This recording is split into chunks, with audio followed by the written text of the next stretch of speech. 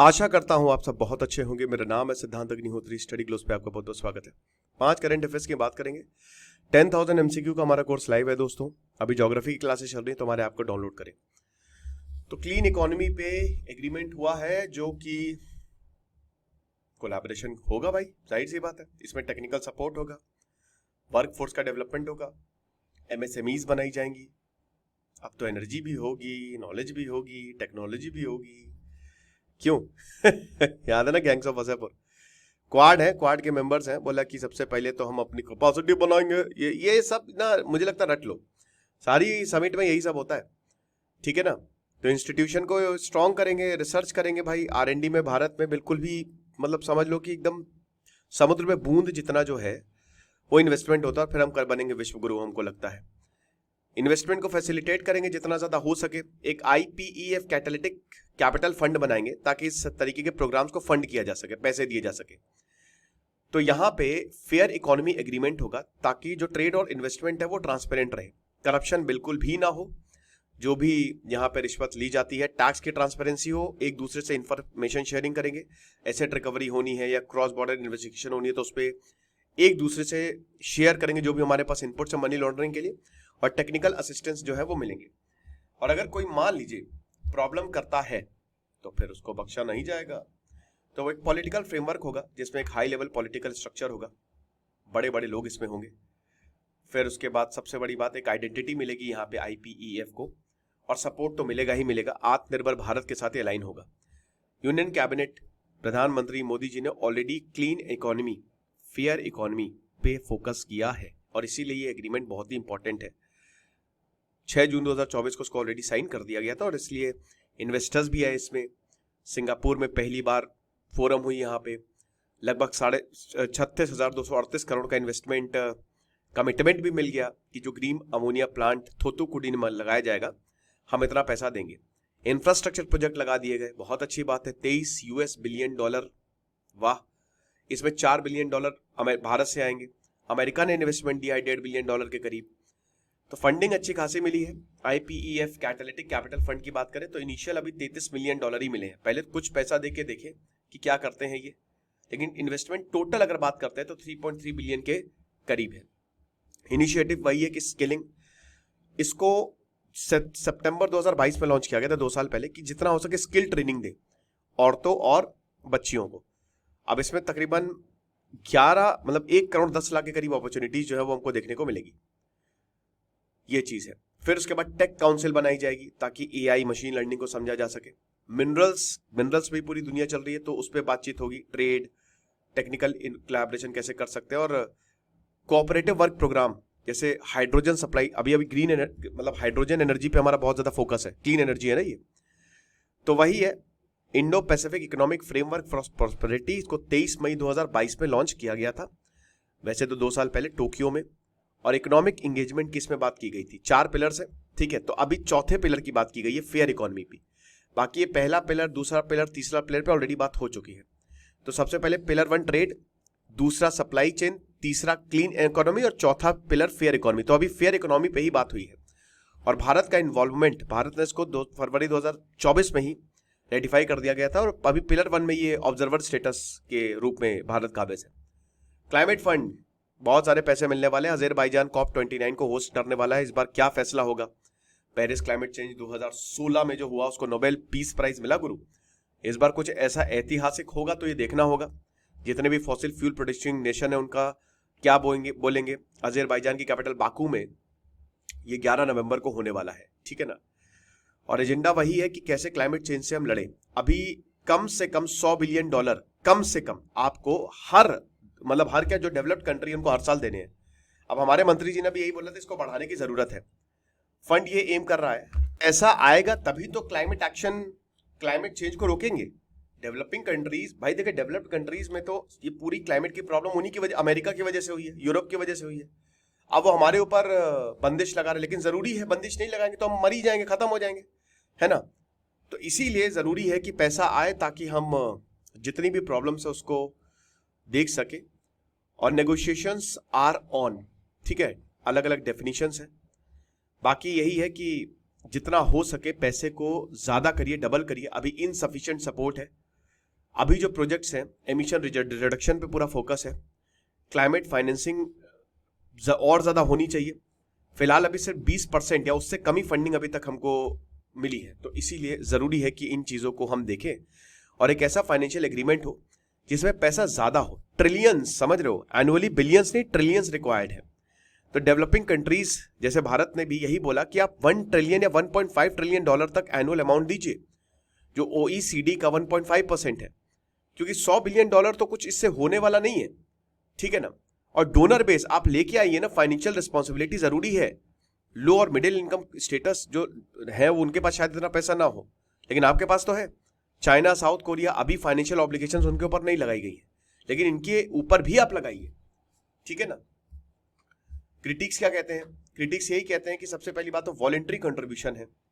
OECD को बोला है कि आप पैसे दीजिए, अब OECD क्या पैसे देगा? वॉलेंट्री कंट्रीब्यूशन में कौन ही पैसे देता भाई इतने सारे? बोलेगा कि हम अपने देश को बनाएंगे। अब लॉस एंड डैमेज फंड जो है COP27 में अभी सिर्फ और सिर्फ 600 से 700 मिलियन डॉलर ही मिला है, उसमें बहुत कम है, कुछ नहीं, नथिंग। हालांकि अजरबैजान का ये इनिशिएटिव वही है कि इसको ज्यादा से ज्यादा, क्योंकि क्लाइमेट चेंज इज रियल और वो हो रहा है, हर देश इससे ज्यादा, हर देश इससे पीड़ित है। Pro farmer turns edible oil, ठीक है, मोदी सरकार ने कुछ पॉलिसी चेंजेस किए हैं। 13 सितंबर ने सरकार ने एक तो बेसिक कस्टम ड्यूटी जो है उसको बढ़ा दिया है। जो पाम ऑयल है ना, crude palm oil, soybean oil, sunflower oil, वो 0 से 20% तक, यानी कि मान के चलिए इस पे टैक्स लगा दिया है। रिफाइंड काउंटर पास 12.5 से 32.5 कर दिया है, ठीक है। तो पैसा अच्छा खासा लगा दिया है, कस्टम ड्यूटी लगाई है, यानी कि एक तरीके से किसानों को और ज्यादा मदद मिलेगी। कोई अगर बाहर का खरीदेगा ना तो उसको पैसे अच्छे खासे देने पड़ेंगे, जो किसानों को ही पैसा जाएगा। तो इंपोर्ट ड्यूटी जो है, अगर बाहर से हमको अपने मार्केट को भी बचाना है तो 5.5 से 27.5% कर दी है इंपोर्ट ड्यूटी। अगर आप इंपोर्ट कर रहे हैं बाहर से, जैसे मान लीजिए न्यूजीलैंड का तेल आ रहा है, तो 27.5% अब आपको महंगा मिलेगा, ठीक है। तो इससे भाई इंसान हमारे देश का ही, क्यों हम 27.5% पैसा दें? हाँ, कोई चीज 100 रुपए की है, हम उसको क्यों 130-140 रुपए दें? हम भाई 100 रुपए में वही तेल ले लेंगे। तो इसमें 5% एग्रीकल्चर इंफ्रास्ट्रक्चर पे जाएगा और डेवलपमेंट सेस होगा, और 10% सोशल वेलफेयर चार्ज होगा। तो और रिफाइंड ऑयल पे ये 13.5% से लगभग 35.75 हो गई है, इसमें भी 10% सरचार्ज। तो ये अच्छा खासा बैकग्राउंड यही है कि भाई बचाना है हमको। United Nation Food and Agriculture Organization ने बोला कि वेजिटेबल ऑयल प्राइस जो है ना वो लगातार बढ़ रहा है। जहां ये 98.7 था अगस्त 2020 में, 2 साल के अंदर अंदर ये 251.8 हो गया है। तो प्राइसेस बहुत तेजी से बढ़ते जा रहे हैं, ठीक है ना। और वैसे तो इंपोर्ट ड्यूटीज रिड्यूस की जा रही है, लेकिन सबसे बड़ी बात इकोनॉमिक फैक्टर है, क्योंकि किसानों को मदद करनी पड़ेगी। 193 लाख हेक्टेयर्स किसान इतने बड़े जमीन पे ऑयल सीड्स प्लांट कर रहे हैं अभी इस खरीफ सीजन में, ताकि डोमेस्टिक प्रोडक्शन बढ़े। ग्लोबल प्राइसेस की वजह से ऐसा ना हो, क्योंकि वो लगातार गिरता जा रहा है, तो हमारी मार्केट खराब हो जाए। तो हमारी मार्केट, हमको अपने किसानों को बचाना है ना। और फिर उसके बाद अभी महाराष्ट्र में इलेक्शन है, और आपको पता है महाराष्ट्र एक सोयाबीन प्रोड्यूसर है, तो प्राइस ड्रॉप जो है यहाँ के किसानों को मदद करेगा। मार्केट रिस्पॉन्स सही है, मतलब इसमें कोई दिक्कत तो है नहीं, क्योंकि जो प्राइजेस हैं देख सकते हैं आप, लगभग 4,500 करोड़, 4,200 या 300 से 4,600 700 रुपीज, मतलब इतना ज्यादा पर क्विंटल अभी है, ठीक है। तो MSP कितना है? 4892 पर क्विंटल, ठीक है। और भारत ने रिकॉर्ड एडिबल ऑयल, पूरी दुनिया में तेल की जरूरत होती है 16.5 मिलियन टन, ये रिकॉर्ड है, रिकॉर्ड अभी। लेकिन इस साल इंपोर्ट्स में डिक्लाइन हमको देखने को मिला। क्वाड की मीटिंग हुई, चौंकाने वाले फैसले लिए, भारत की मेंबरशिप को सपोर्ट किया। यहाँ पे भारत ने सेमीकंडक्टर, अमेरिका यहाँ पे सेमीकंडक्टर प्लांट खोलेगा, बहुत कुछ हुआ। और डेलावरे समिट हुई यहाँ पे, जो बाइडेन मिले, जो बाइडेन तो प्रधानमंत्री मोदी जी का नाम ही भूल गए थे। तो समिट वही है कि सबसे पहले तो सर्वाइकल कैंसर के लिए स्ट्रैटेजीज को कैसे क्योर करें, साइबर सिक्योरिटी में collaboration, development, port development, Indo Pacific region पे बहुत फोकस रहा, ठीक है, कि कैसे रोका जाए। हालांकि चाइना का डायरेक्टली नाम तो नहीं लिया। बायोटेक और क्वांटम कंप्यूटिंग में हम एक दूसरे के साथ कोऑपरेट करें और लॉजिस्टिक नेटवर्क बनाए। अब भारत का रोल यही है कि देखिए, मिलिट्री अलायंस की यहाँ पे बात की गई थी, ठीक है, क्योंकि भाई हमें अगेन अमेरिका को मिलिट्री बेस तो चाहिए ही चाहिए, इंडिया में है नहीं। लेकिन भारत थोड़ा सा इसको लेकर कॉशियस है।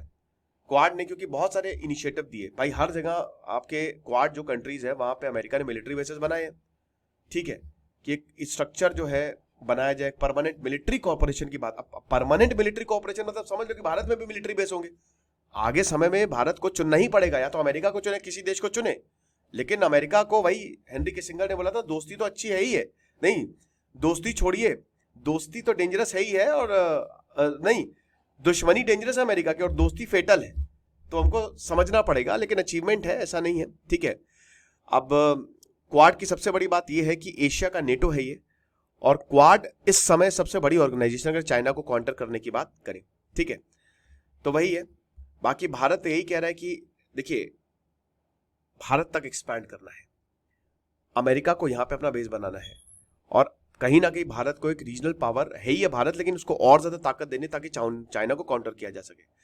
तो क्वाड लीडर्स ने यही बोला कि देखिए अभी ये फोरम इट्स नॉट एडमिट, हम चाइना को काउंटर नहीं कर रहे, लेकिन हम अपनी मिलिट्री कैपेबिलिटीज बढ़ा रहे हैं ताकि चीजें ठीक हो, क्योंकि आपको पता है कि भारत अभी भी चाइना से ट्रेड करता है अच्छा खासा, है ना।